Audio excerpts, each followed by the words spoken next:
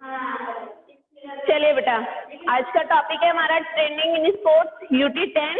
हम लोग स्टार्ट करते हैं, ठीक है। इसमें है, जैसे कि चैप्टर का नाम है ट्रेनिंग इन स्पोर्ट्स, खेलों में प्रशिक्षण। प्रशिक्षण क्या होता है? जिस चीज की हम कोई स्पेसिफाइड ट्रेनिंग ले, उस चीज को प्रशिक्षण कहा जाता है, ठीक है। जैसे स्पेशलाइजेशन कोच आपको अलग अलग गेम में अलग अलग आपको सिखाया जाता है, अलग अलग हर गेम के अलग रूल रेगुलेशंस होते हैं, सबकी एक्सरसाइजेस अलग होती हैं, सबके टर्मिनोलॉजीज अलग होती हैं, ठीक है।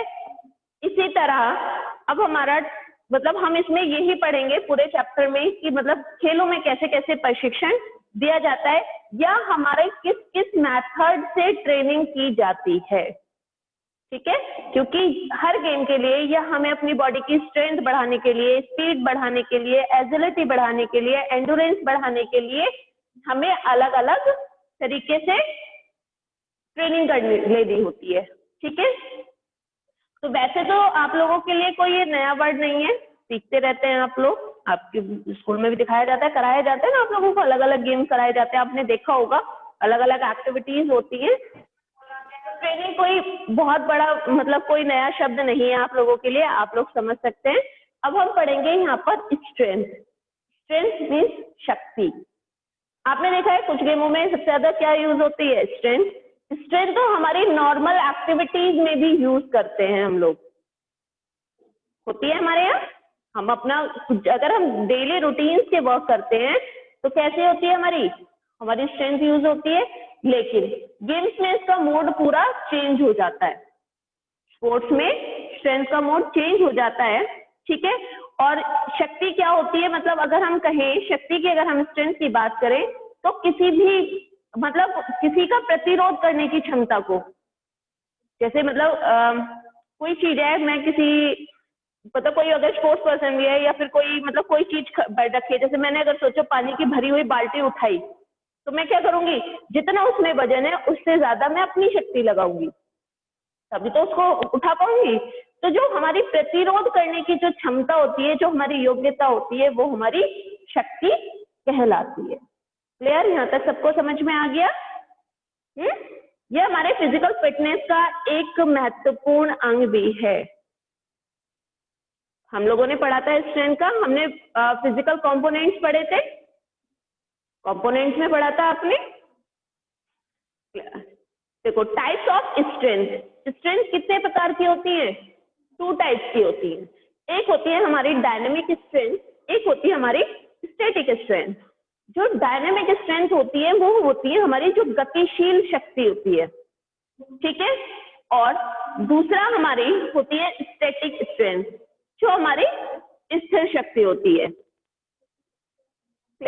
जो डायनेमिक स्ट्रेंथ है बेटा, वो भी आपकी 3 टाइप से होती है। एक होती है हमारी मैक्सिमम स्ट्रेंथ, सेकेंड होती है हमारी एक्सप्लोसिव स्ट्रेंथ, और थर्ड होती है आपकी स्ट्रेंथ एंडोरेंस, मतलब शक्ति सहनशक्ति। जो हमारी मैक्सिमम स्ट्रेंथ होती है मीन्स अधिकतम शक्ति, एक होती है एक्सप्लोसिव स्ट्रेंथ विस्फोटक शक्ति, और जो आपकी थर्ड है उसमें आपकी शक्ति सहन क्षमता, ठीक है। तो हमने पहले भी पढ़ा था स्ट्रेंथ को, तो आपने देखा होगा मैक्सिमम स्ट्रेंथ का अगर हम एग्जांपल लेंगे तो क्या होगा इसका एक एग्जांपल? जिसमें हम अपनी ज्यादा से ज्यादा शक्ति लगाते हैं, मतलब जिसमें हम अपना पूरी शक्ति लगाते हैं, जैसे रनिंग करने में भी हम लगाते हैं, या फिर हम वेट लिफ्टिंग में उठाते हैं, वजन को उठाना, वजन उठाते हैं तो हम कैसी पूरी हमारी जितनी ज्यादा से ज्यादा पावर होती है, हम उससे ज्यादा का वेट उठाने की कोशिश करते हैं ना।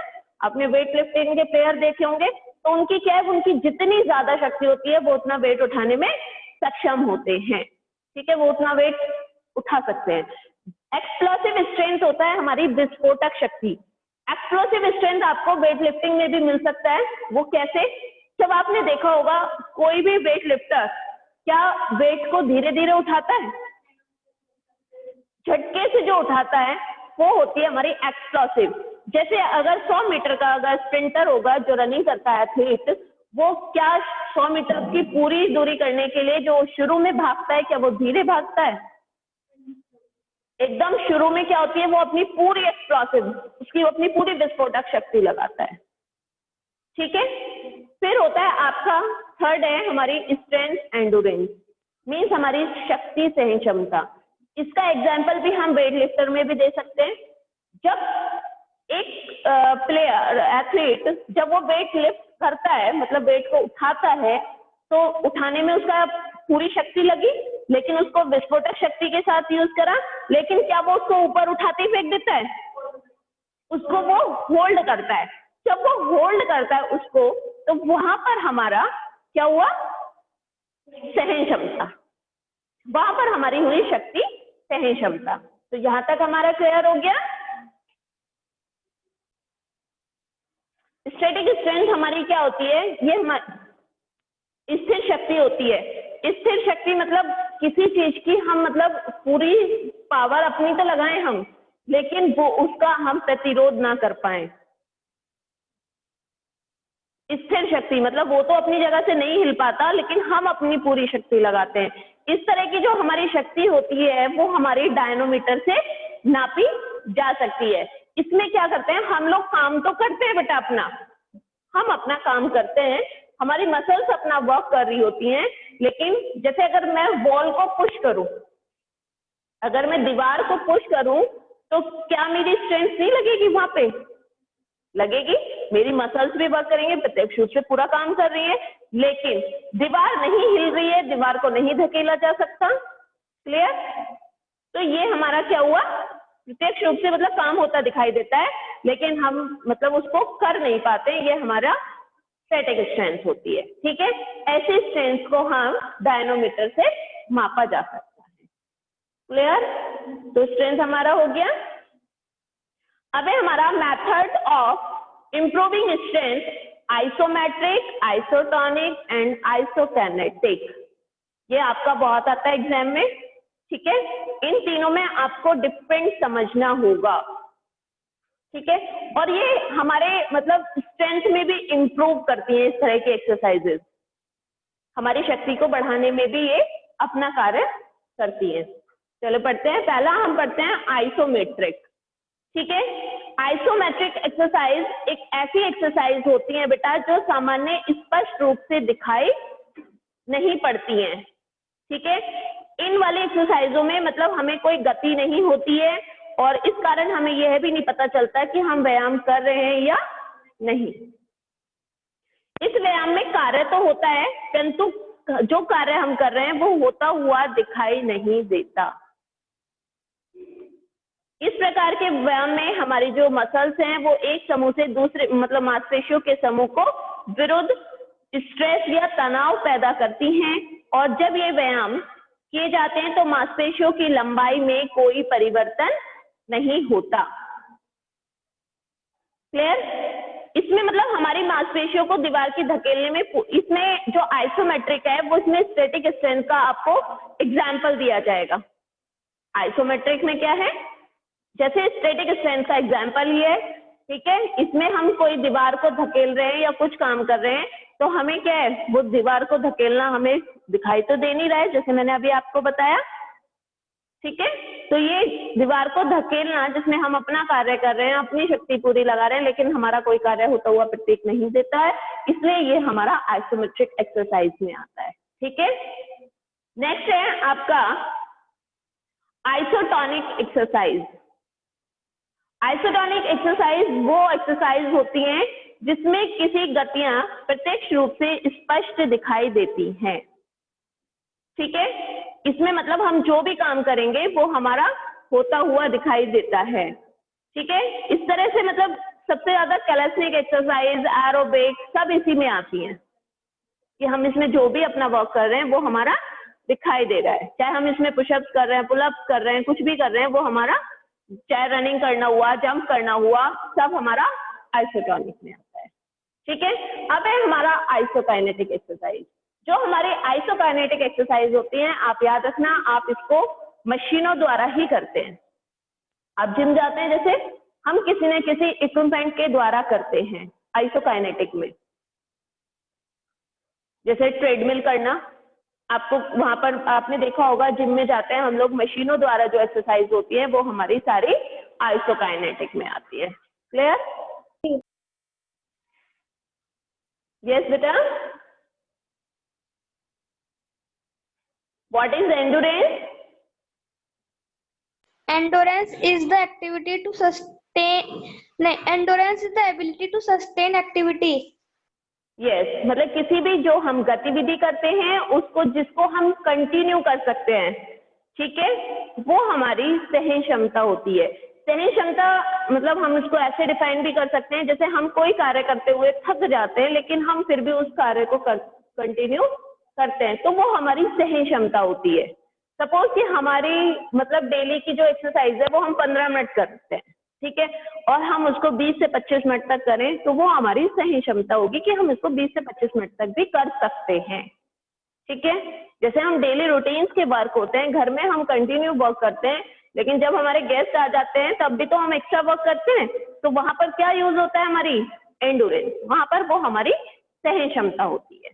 ठीक है, अकॉर्डिंग टू बैरी तथा मैकजी, मतलब जो हमारी एंडोरेंस है, सहन क्षमता को किसी दी गई अवधि के दौरान के द्वारा निरंतर गति करने की शारीरिक योग्यता के रूप में डिफाइन करते हैं। ठीक है, ये हमारी 3 टाइप से होती है एंडोरेंस।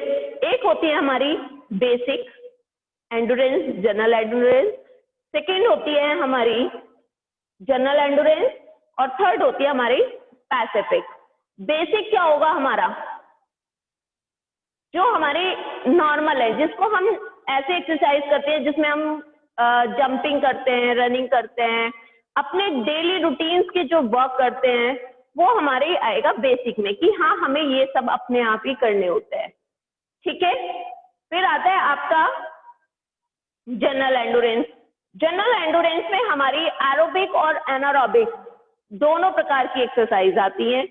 ठीक है, थर्ड है तुम्हारा स्पेसिफिक एंडोरेंस। तो स्पेसिफिक जो एंडोरेंस है वो हम उसको ऐसे डिफाइन कर सकते हैं कि जो, अगर आप स्पोर्ट्स में, तो आपने देखा होगा कि हमें अलग अलग गेम्स में अलग अलग सहन क्षमता होती है। ठीक है, जैसे अगर हम बात करें हॉकी का मैच कितने मिनट का होता है? Minimum 50 to 60 minute. ठीक है, जबकि आप देखते होंगे कि 100 मीटर की जो स्प्रिंट कर रहा है उसका सिर्फ मिनट का टाइम है, उसका तो मिनट का टाइम है। उस मिनट भी कहा है, 100 मीटर में तो सेकेंड्स आते हैं, 100 मीटर में सेकेंड्स हुए। कुछ गेम्स 30 मिनट के, कुछ गेम 35 मिनट के, कुछ 40 मिनट के, वो अकॉर्डिंग टू गेम्स या स्पोर्ट्स होता है आपका। ठीक है, तो ये जो हमारी स्पेसिफिक एंडोरेंस है, जो हमारी सहन क्षमता, वो ये वाली है कि मतलब जिसमें अगर हम कहें कि रेसलर की बात करें तो उसके 4 राउंड खेलने पड़ते हैं। ठीक है, तो वो उसके अपने अपने स्पोर्ट्स के अकॉर्डिंग होगी। क्लियर? जैसे अगर हमने इसमें बात करें अगर रेसलिंग की, तो रेसलिंग में कितना होगा? 3 राउंड्स होते हैं। अगर हम बात करें बॉक्सर की तो उसमें 4 राउंड्स होते हैं। ठीक है, दोनों में डिफरेंस आ गया, तो ये उनका स्पेसिफिक ही तो हुआ अपना। चलिए नेक्स्ट है types of endurance according to the duration of activity. मतलब कितने टाइम में कितनी मतलब गतिविधि, मतलब कितने कितने टाइम के अनुसार हमारे कितने प्रकार की सहन क्षमता के प्रकार हैं। ठीक है, तो फर्स्ट है हमारा स्पीड एंडोरेंस, गति सहन क्षमता। तो गति का तो तुम्हें पता है टाइम किस में आएगा? सेकेंड्स में आएगा। ठीक है, तो जो हमारी स्पीड एंडोरेंस है उसमें हमारा सिर्फ 45 सेकेंड तक चलने वाली गतिविधि होगी। फिर है हमारा, इसमें ज्यादा से ज्यादा कितनी दूरी हो सकती है? 400 मीटर। भाई आपकी स्पीड, जब हमने स्पीड पढ़ा था आपको भी पता होगा, उसमें हमारी अगर स्पीड आती है तो कितनी दूरी तक आ सकती है? 400, 200 और 100। इनमें सबसे ज्यादा रहती है ना स्पीड की। आपने देखा होगा जो हम 100 मीटर स्प्रिंट मारता है बच्चा या एथलीट, तो वो कितने सेकेंडों में मारता है? 200 मीटर भी मिनट में लग सकती है, और 400 मीटर 1 मिनट कुछ सेकंड तक जा सकती है, 1 मिनट 2 मिनट तक। ठीक है ना, तो स्पीड हमारी 400 मीटर तक आती है। उसके बाद क्या होती है? हमारी सहन क्षमता काम करती है और हमारी गति कैसी हो जाती है, धीरे हो जाती है, जो हमने अभी पढ़ी थी, पढ़ा था ना। तो ये 400 मीटर की मतलब स्प्रिंट दौड़ तक हम कह सकते हैं, इसका सबसे अच्छा एग्जाम्पल है।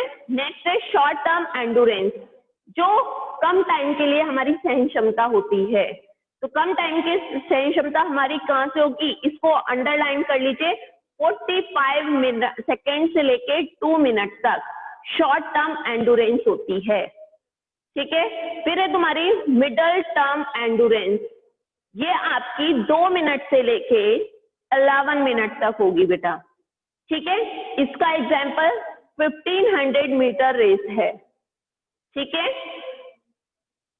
नेक्स्ट है आपकी long term endurance. Long term endurance आपकी 11 मिनट से कंटिन्यू, मतलब जो आगे वाली है, क्योंकि बहुत सारे अगर आप मैराथन करने चाहो तो उसमें आपका कितना है, वो तो फिर आपकी मिनट के घंटों में भी हो जाती है। आपकी जैसे क्रॉस कंट्री रेस हुई, कोई इस तरह की रेसेस हुई, तो आपकी वो 11 मिनट से कंटिन्यू होगी। तो अब आपको पता चल गया इसके टाइप।